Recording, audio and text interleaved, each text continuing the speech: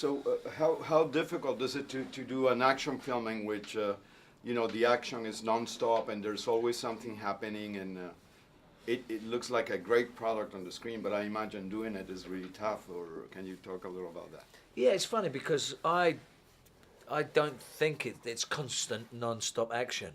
I think there's a lot of time that's spent on, figuring out what's going to happen, and there's a lot of silent moments that you talk about, and I think the audience has a lot of opportunity to, to really fill in and imagine what could be the outcome, how this is all going to unfold.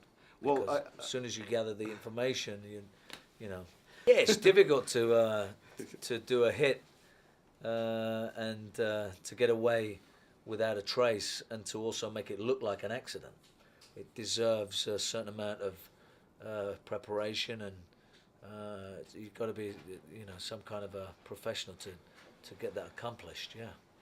I think you have to play on the fact that he doesn't necessarily have to take on the Steve character, and the things that he's doing in terms of his hits, he has his certain moral compass. I feel that he's getting rid of perverts and rapists and gangbangers. There's a certain crowd that he's dealing with. They are essentially bad people, and I think you can forgive, in some ways what he's doing, and you can at least understand why he's doing it. There's a lot of reasons. He sees something that he maybe saw in himself. He has an underlying guilt for what's happened. Stephen's in a place that could use a bit of direction. I'm not a cold-blooded, ruthless killer. I think maybe that's another reason why you can you might be able to side with Bishop a little bit more. He's lost. He doesn't have anybody, and he's known Arthur Bishop since he was a little kid. And I think we've all experienced meeting someone a little older than us that we have respect for, and we want to learn what they learn. If you're coming from a place of anger or feeling wounded, and you want to do something about it, it's appealing. The idea of being a hitman, it's romantic. I mean, that's why we go to the movies, these kind of movies where we want to know more about it.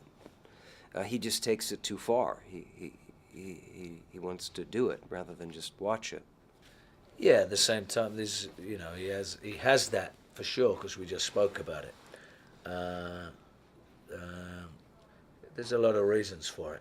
Sometimes it's best not to know every single reason for it, but at the end of the day, he's a businessman too, and he's doing a job which, in the end, gets him into a lot of trouble because he's working for somebody, and without giving the story away, the job is a product of something that messes with his mind and screws things up.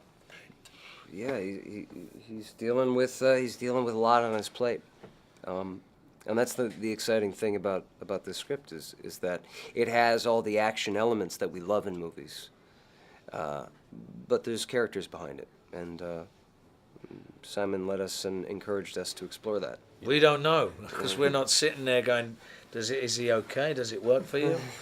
I mean, if people keep going to see it and they tell their friends to go and see it, maybe we did something right.